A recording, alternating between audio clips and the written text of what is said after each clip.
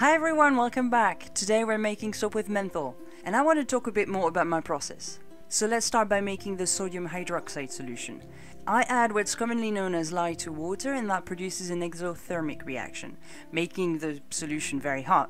Then I can pour it on my hot oil. They will melt and the solution will cool. Then I just have to add the liquid oils to my batter. That's what's known as the heat transfer method. And what I personally like to do is actually infuse my liquid oils in advance with some natural colorants to give some color to the soap. But today, before doing that, I want to separate out my batter into two portions so I can add white oil to one and grain oil to the other. So let's start with the white oil. It's colored with kaolin clay, and if the consistency looks a bit weird, it's because it contains flaxseed gel that's just been emulsified. It also contains menthol crystals, of course, which have been dissolved. So let's pour that first layer into the molds. It's already getting pretty thick, so I have to hurry. One thing that actually helps is whisking the batter to break up the soap structure that's trying to form. As usual, I also tap down my mold to get rid of the trapped air. I ended up tapping it so hard that I kind of broke my mold.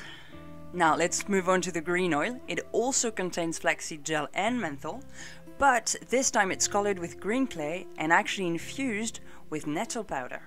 Let's pour that into the molds before adding the rest of the white.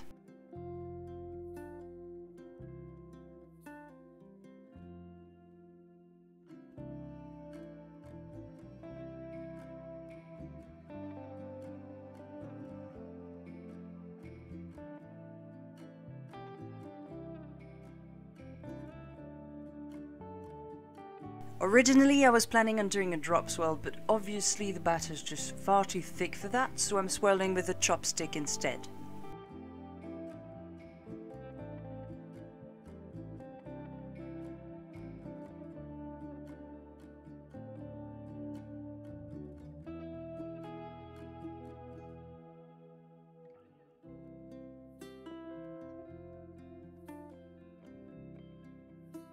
I then try to make the top as flat as possible so I can place my embeds on.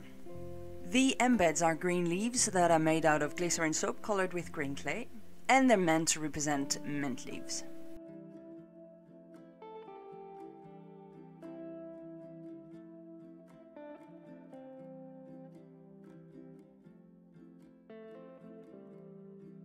And that's it. I truly hope you've enjoyed this video. If you did, subscribe so I can see you in the next one.